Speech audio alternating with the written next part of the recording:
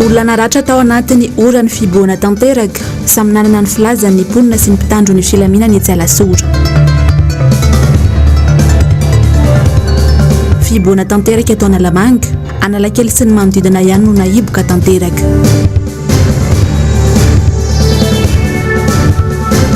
Lemakibe tsy mitatatra, tsy ansina ny lakan-drano, mitondra faisana ny tantsaha. Ampifaleny indray no entiko itsidihana ny tokantranonao amin'izao alina sabotsy fa 5 ny volana May ny taona 2024 izao. Manolotra ny araba ary tomboka lasy tomboka vavy, asaiko sady ianao anaraka ny fotoanany fampalalama Vaovao Mbs hatramin'ny farany. Araka ny fanarahantsika tao anatin'ny lohatenim-baovao teo ary dia nitrangana savorivory teny alasora ny ariva teo tokony tamin'ny 4 ora teo eo lehilahy naratra teo amin'ny lohany no nahatonga ny olona ny savorivory tetsy andaniny nambaran'ireo olona ny tangorona fa vokatry ny herisetra nataony zandary no nahatonga ny ratra etsy ankilany kosa nefa dia tsy maintsy saziana ny olona tsy manara-dalàna hoy ny teo anivon'ny mpitandro ny filaminana ary nandany amin'ny filazana fa nisy fikasihan-tanana teo amin'izy ireo. Tatitra amintsika ny andendiny Vaovao ary nambiny sovelo sitraka sy andra koto malala. Nisy ny fifanolanana teo amponina vitsivitsy teny alasora sy teo amin'ny mpitandro ny filaminana ny ariva teo. Lehilahy iray nivoaka nandritra ny ora voatondro fa tsy azo ivoahany intsony no naratra mafy ary samy nanana ny filazany moa na ireo mponina na ny teo anivon'ny zandarmaria teny an-toerana. Raha ny zavantranga aloha dia naratra mafy ny lohan'ilay lehilahy. Araka ny fitantaran'ny mponina teny an-toerana dia nanovan'ireo zandary herisetra ilay lehilahy rehefa hita fa tsy nanao arovava sy arorona ka vaky ny lohany. Tsy nanao kasobotsy zany eo bandy anankitelo zareo. Tsy fantatro indray zay fandehany navotsy indray ve ilay anankiray dia ilay anankiray nitazominy tany dia iny zany tsy fantatra hoe nivonondo zareo dia vaky be ny lohany hatreto. Mbola ireny lamba fa izany fe mifanarahana nataony andro rajoelona hoe vakina ny lohan'ilay olona raha tsy manao kasobotsy ianao fa maninona tsy mba misy afaka hifanarahana ve tsy mba misy fampitondrovana ve ty fiainany ty. Le olona no voaka tsy nanao kasobotsy telo sasany dia le toan'le raraha ao amin'ny zandarmy izy netiny zareo any. Rehefa nanatona ny mpitandro ny filaminana moa izahay dia nanazava izy ireo fa olona mamo sady nanakirotana tany Ambotavo ity lehilahy ity ary mbola tsy nanao arovava sy arorona ihany koa. Nodisoan'izy ireo ny filazana fa nikasitanana azy ny mpitandro ny filaminana. Araka ny fitantarany reto farany dia nilaza ny amony teny ilay ranamana rehefa nentina ny azo mibraon zandary ka nakapokapony tamin'ny rindrina ny lohany ka izay no nahatonga ny faharatrana. Rehefa nentina notsaboana moa ilay naratra ary mbola mitoy ny famitorana raha ny fampitam-baovao. Nanamafy ny amin'ny tokony hanajany tsirairay ny fepetra manoloana ny valanaretina coronavirus ny tompona andraikitra teny an-toerana ary mba samy anaraka ny lalàna eny anivon'ny komina ahafahana mitandro ny filaminana na ho an'ny vahoaka izany na ho an'ny mpitandro ny filaminana. Fa toy izao kosa indray ny tatitra ny Covid-19 farany teto Madagasikara ho an'ny andro ny omaly fa 4 ny volana May ny taona 2024. Eny indray ireo maty ny valanaretina Covid-19 omaly ary natratra 70 ireo tranga vaovao. Araka ny tatitra teo anivon'ny aina amanjerim-panjakana, mitotaly 457 ireo maty vokatry ny Covid-19 hatramin'ny nahatongavan'ny valanaretina teto Madagasikara ny volana Martsa 2024. 270 ireo marary tsabony amin'izao fotoana izao. Ary ny 7 amin'ireo anatin'ny fahasarotana avokoa ny forme grave.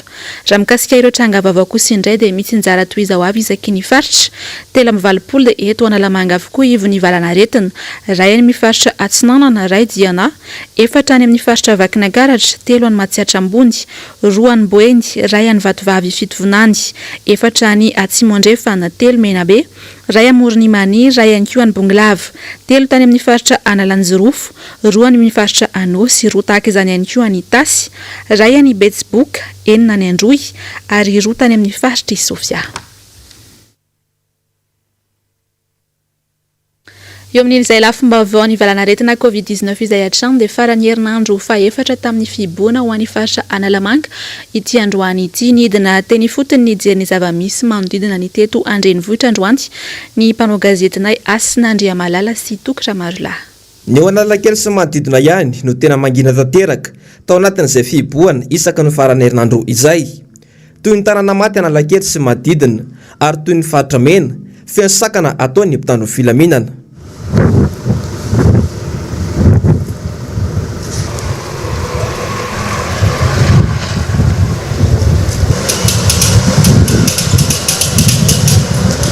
tahaka ireny ny teny Analakely sy manodidina.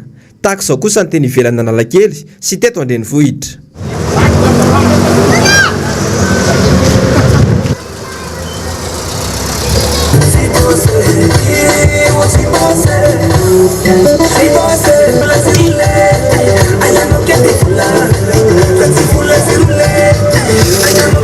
Tsy mbola fantatra mazavatra eto raha itoy ny fiboana sadasada isaky ny farany herinandro ity na tsia.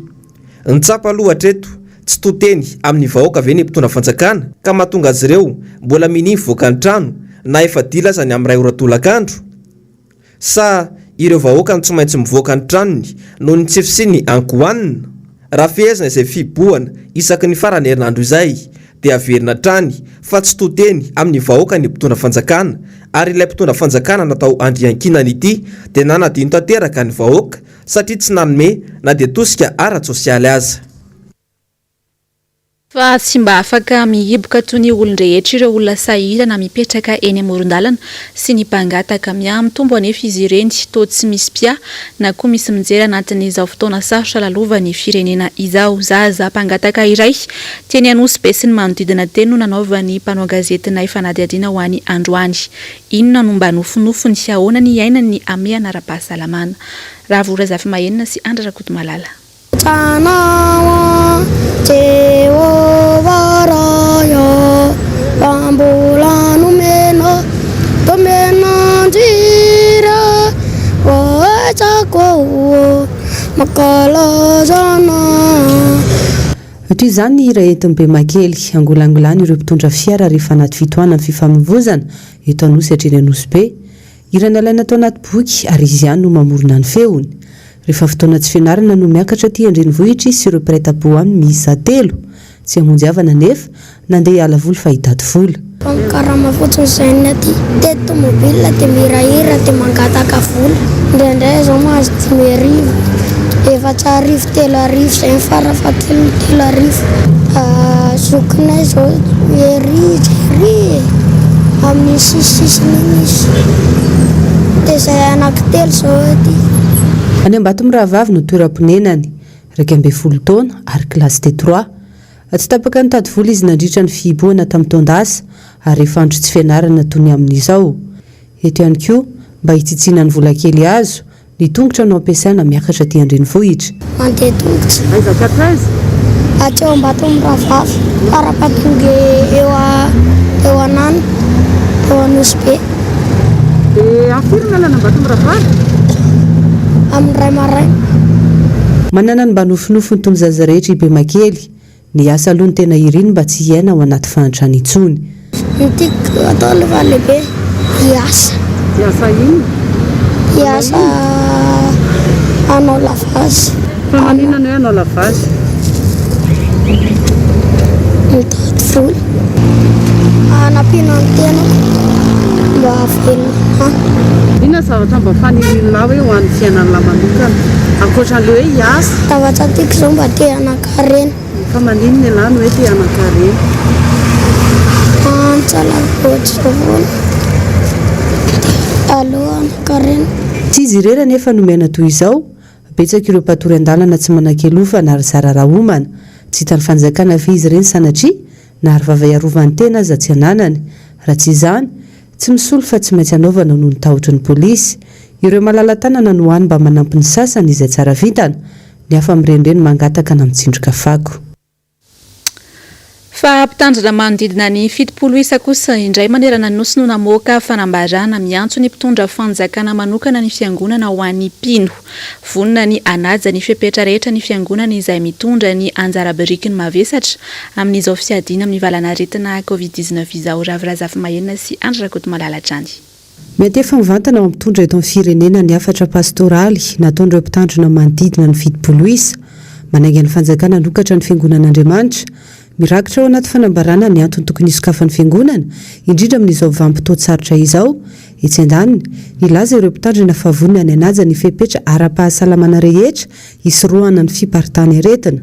tsy latsa-danja amin'ny toeram-pitsaboana sy ny sekoly ny fiangonana ary tsy azo ampilarina velively amin'ireo toeram-pitadiavana izay ahasony nofo na fitadiavam-bola samihafa fotsiny satria tena manasitrana amin'ny alalan'ny tenin'Andriamanitra ary tena fiarovana ho an'ny salama sy fanasitranana ny marary izany. Izany indrindra no ialana fanatrehana ara-batana sy saina toy izay efa nataon'i Kristy ilay teny tonga nofo koa tsy vahaolana ny fanompovam-pivavahana na toroteny ampitaindavitra fa mainka mitarika ny olona iravoravo-tanana sy tsitokotoko samy aka ho azy izany. Ankoatr'izay dia tao anaty fanambarana ihany koa nilaza izy ireo fa tsy voatery anana fitaovana na vola na fananana tambazotra tsara ho eto mandray izany avokoa ny olona izay efa sahirana raha teo. Fampangatsiahana ny hafanam-pon'ny mino sy ny fampiamorana ny finoany satria ny fiatrihan-tava tsy misy elanelan-tany na elanelan-trano eo amin'ny tory sy ny toriana ny fanakatonana ny fiangonana. Tsy mpanaparitaka aretina toy izay ahian'olona sasany noho izany ny fiangonana fa tena mpampianatra, mpitaiza ary mpanaben'ny vahoaka anaja ny fitandremana rehetra tokony atao ary nanatanteraka izany tamin'ny fitiavana sy ny fahatahorana n'Andriamanitra fa tsy tahotra manam-pahefanana zavatra hafa. Mitika izany fa ny fisokafan'ny fiangonana dia tena fanampiana mpitondra amin'ny fanentanana sy ny fitaizana ny vahoaka iara-misalama fandresena izao aretina izao. Atombotra raha teo ny Pentekosta, andro lehibe ho an'ny fiangonana kristianina, koa ny famelana ny fiangonana ikatona ao anatin'izany fety manazava ny antom-pisin'ny fiangonana sy ny nijoroana izany dia toy ny mamafa ny fahaizan'ny fiangonan'Andriamanitra sy izy tenany mihitsy. Nilaza ireo mpitandrina noho izany mba havela hiasa eto amin'ny firenena ny fanahy masina izay mampijoro ny olona olo-mahery amin'ny teny sy ny asa, kosikafo ny fiangonana hoy izy ireo hijoroan'ny mino ho vavolombelon'ny finoany sy azony miasa ampahasahiana malony izao aretin-doza mandringana izao hoy ny fanambarana. Fa tao ireny fanambarana ofisialy navoaka ny birao mpitandrina birao mpiandraikitra ny FBFJKM Omaly izay manome alalana ny fiangonana FJKM rehetra isokatra. Natao izany mba handraisana ireo mila vonjy sy fampaherezana ary ho fiatrehana ny herinandro masina ho avy. Eo an-dala mpandaminana avokoa ireo fitandremana ankehitriny handraisana ireo mpino. Ravorazafy Mahina sy Andra Kotomalala.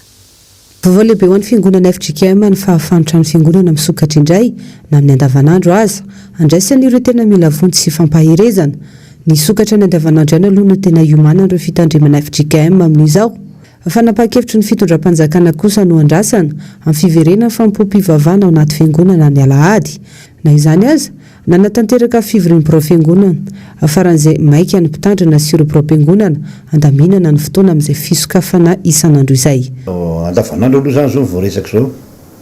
Ny Alahady dia mbola tena tsy atao hoe takina fa lazana mihitsy ny mpitondra fanjakana hoe tokony hosokafana ny fiangonana.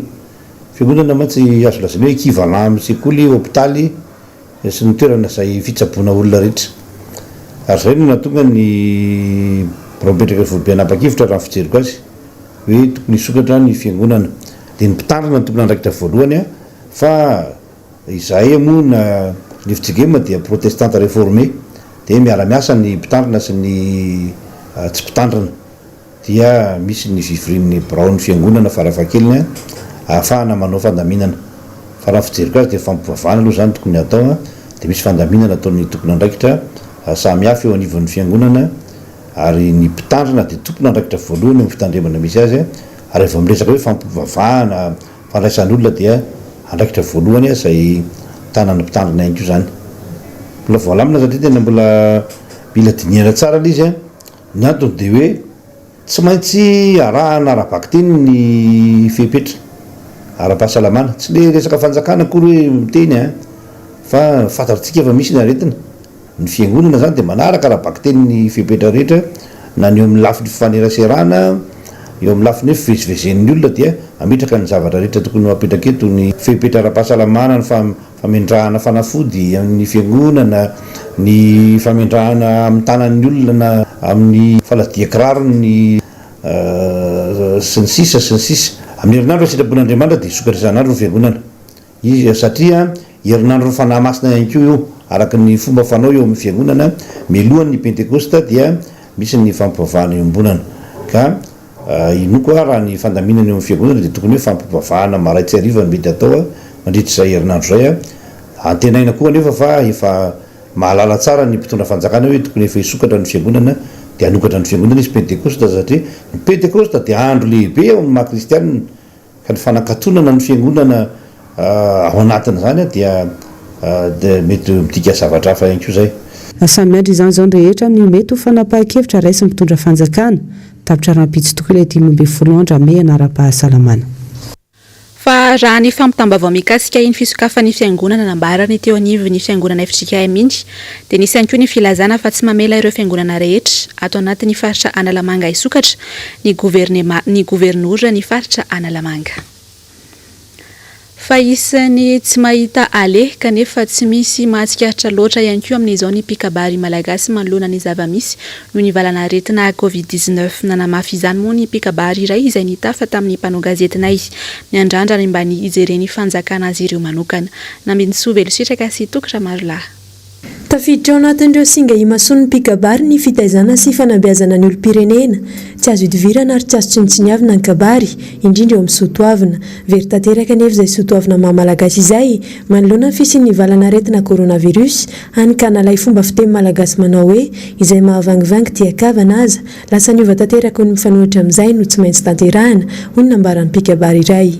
Manary tanteraka ny soatoavina sy ny firaisankina ny mahamalagasy teo aloha moa zany zay hoe teo aloha isika rehefa misy ny fahoriana ao anatin'iny no atsapanao ny fitiavan'ny fiarahamonina anao sy ny zavatra nataonao nefa amin'izao fotoana izao zany tsy azo atao ny mamory olona betsaka ao anatin'izay hoe fahoriana izay ka noho izay zany dia very ihany koa ny soatoavina vokatra izao valana aretina sy fandraisantsika n'izao zavatra izao ka noho izany zany dia very ihany koa ny maha-pikabary ny pikabary satria tsy misy ny olona izay anaovana teny fisaorana betsaka. Tapidalaka leny akamaroan'ireo pikabary malagasy sy ireo mpanentana lanonana amin'izao fotoana izao raha mahita moa fa tsy misy intsony ny lanonana ahafahan'izy ireo mikarama mikatona tanteraka raha teo ny asabotsy ny alahady fotoana tena fitadiavan'ny vola ny tahirikely nangona ho izy ireo no sisa ety miatrika ny andavanandro ary manao antsoaviny amin'ny hitondrana fanampiana manokana ho azy ireo mba ho vahaolana ahafahany miatrika ny fiainana isan-tokantrano.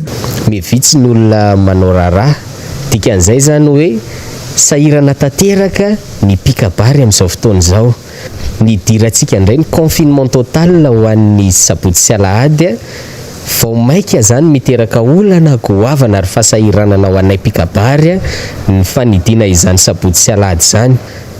Maro amin'ny pikabary no tsy manana asa ankoatra ny kabary fa mikabary fotsiny ihany zany ary mivelona amin'ny kabary izy. Ankoatra ny fikabariana dia ny fampianarana kabary no ivelomany ny dikan'izay zany tsy azo atao ny mianatra amin'izao fotoana izao tsy azo atao ihany koa nefa no mamory olona sady tsy mikabary zany izy no tsy mampianatra kabary dikan'izay zany sahirana tanteraka izy. Ka dia miandro moa zany amin'izao fotoana izao inona vahaolana ho anay pikabary sy ny mpanentana izay rehetra tafiditra ao anatin'ny sehatra ny lanonana zany.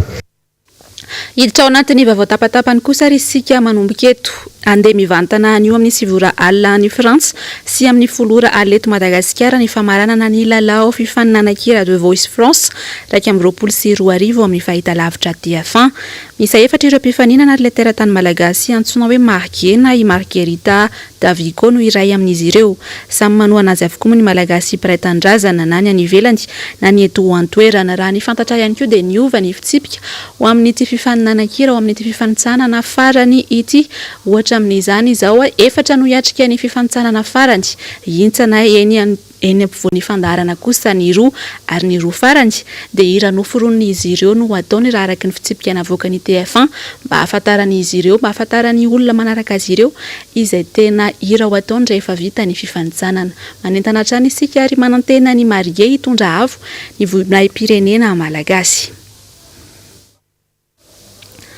Fa efa mahery ny telo tapitrisy ireo lavo ny valana aretina Covid-19 maneran-tany hatramin'ny antomboany. Betsaka ireo manam-pahaizana no nanao fikarohana ka samy nahita vaksiny fa nefitry ny valana aretina avokoa araky ny fahaizany avy. Raha ho any ilay karazam-baksiny tonga eto amintsika nefa dia ny AstraZeneca izany dia voalaza fa nahitana trangana fiangonan'ny ra na ny caillot sanguin. Ny sasantsasany tamin'ireo nanatanteraka izany. Raha ny antontanisa avy amin'ny OMS dia efa mahatratra 200 izao ny tranga mampiseho fahasarotana io vokatry ny fanaovana vaksiny AstraZeneca ary efa mandalo fitsaboana amin'izao fotoana izao.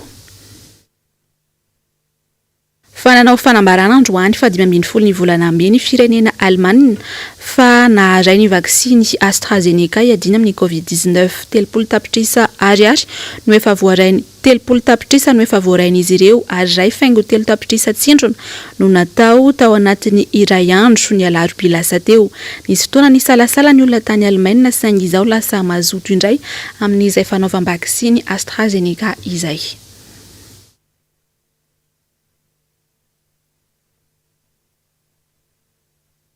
Fa nitrangana fipoahana mahery vaika indray nataony Israelianina tany amin'ny tanàna ny bande de Gaza ny aliny fa 14 ny volana May Mbs Sabotsy teo samy tsy misy manaiky lembenana na ny Israelianina na ny Palestinianina mitombo hatrany ny isan'ireo namony ainty sy ny maratra vokatra izany mbola tsy mitsahatra nefa ny ady hatreto nambintsy velositraka Manora Malala.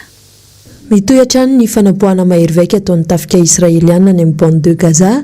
Palestinianina miisa 10 indray no lavo ny aliny fa 14 ny volana May teo. 2 sady zay nisan'ireo Palestinianina lavo nandritry ny herinandro ka ny raiky 30 tamin'ireo dia zaza avokoa.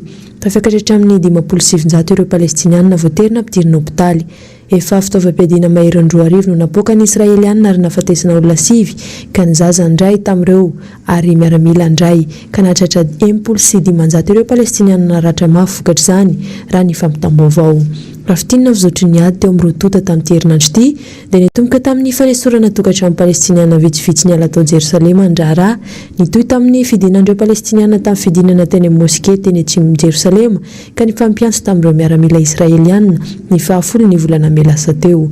Nanao fanambarana fa tsy anaiky lembenana amin'ny ministry ny fiarovana Israelianina tamin'izany niditra tsehatra amin'ny anatsarana ny ady avy amin'ny fireneny dehibe toa any États-Unis kanefa dia izao fanapoahana mahery vaika any amin'ny bande de Gaza izao indray no miseho. Aina mafy lasa ady lehibe ity ady eo amin'ny rototo ity raha ny loharanom-baovao.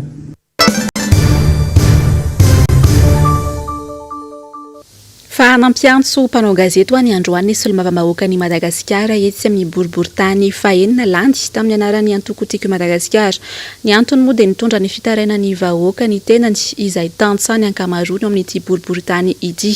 Tsy misy mihitsy mantsy ny fandraisana andraikitry ny fanapanatanteraka manoloana ny olana miatra amin'ny lemaka ibe tsy mitatatra Asinandria Malala sy Toky Ramarolahy. 5 isanjaton'ny ao amin'ny boriboritany fahenina dia tatsa avokoa.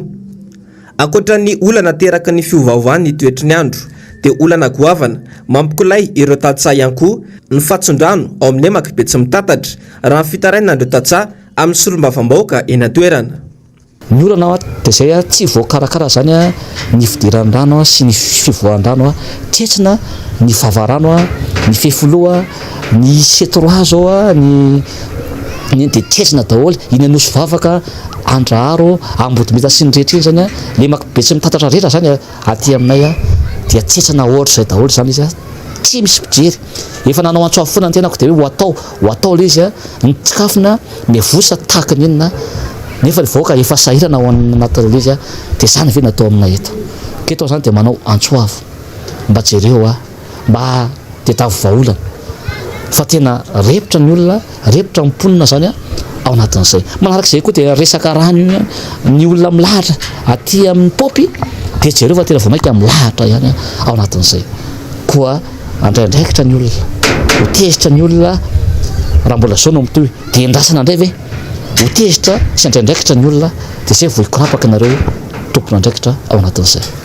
Raha tsy ho hain'ny mpitondra fanjakana ny manome vahana ny tantsaha malagasy miaraka ny fampitaovana sy tosika maro samihafa ho an'ireo tantsaha dia tsy aleo tena ara-tsakafo fa ionina amin'ny fanafarana foto-tsakafo avy any ivelany hatrany isika eto Madagasikara. Mbola hijanona amin'ny boriboritany fahenina hatrany isika dia mankarary ny vahoaka amin'ny fokotany Ambodivona ao amin'ny boriboritany fahenina ihany koa ny momba ny fikasany olombitsy aka ny tany sy misy ny biro am-pokotany ao amin'ny fokotany voalaza io.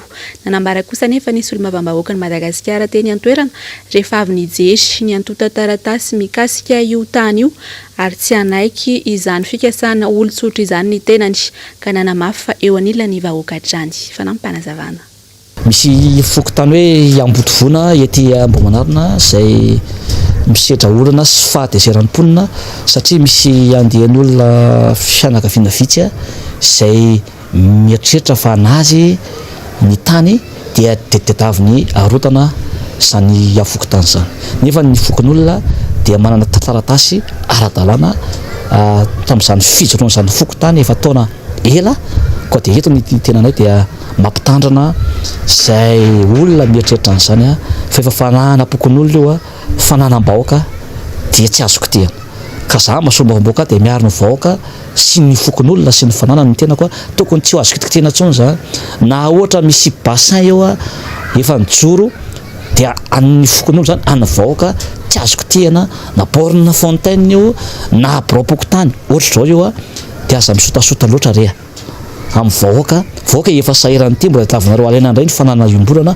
ao anatin'izay rehefa nimendry zareo efa nalaiko ny photocopie an'izay a manana ny photocopie zay misy tsara ny acte de vente a sy ny taratasy hoe amin'ny fokon'olona ibropoko tany io ary mazava tsara ny taratasy zany a ao anatin'izay a rehetra ka mahasombavombahoaka dia miaraka amin'ny vahoaka rehetra anambotovona sy ambo manarina iaro izany bropoko tany efa mijoro zay tiany sasany ho arotana izay fa afaka iray volana io dia hisasaka ny fitaom-pitondran'ny filohan'ny repoblika sy ireo mpiaradia aminy saika mahatsapa avokoa nefa ny olom-pirenena na olon-tsotra na mpanao politika na mpahay toe-karena na ny mpandalina ny kolontsaina fa tsy misy mandeha amin'izay tokony ho izy ny raharaham-pirenena eto Madagasikara nanambara ny filoha nasionaly ny tanora RMDM tao anatin'ny fandaharana sahy omaly ny mahakasika izay mamintana amintsika ny vaovao ary mialy rarinombana sy Andrakoto Malala. Oeraoera, fiebebona ary fiazagazahana tany amin'ny zavatra tsy lahara-pahamehana sy tsy mahakasika ny sosialim-bahoaka no tena nahafantarany rehetra ity fitondrana ankehitriny ity. Isasaka tsy ho ela ny fitaom-pitondrana izy ireo kanefa mbola tsy tanteraka ny ankabeazan'ireo fampanantenana natao. Anisany nanaitra maro ny fireharehan'ny filohan'ny repoblika efa hanampy an'ny Komoro i Madagasikara.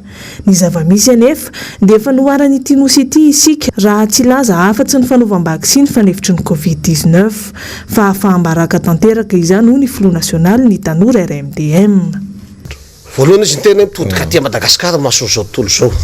Faharoa izy miteny zavatra tsy vitan'ny olona anatin'ny enimpolo taona dia vitanay. Tena marina zany. Tsisy mpitondra teto na vita zao record vita zao fitondrana zao satria tena miiba tena miiba faran'izay tsy fantatra mihitsy zao ny arikarentsika.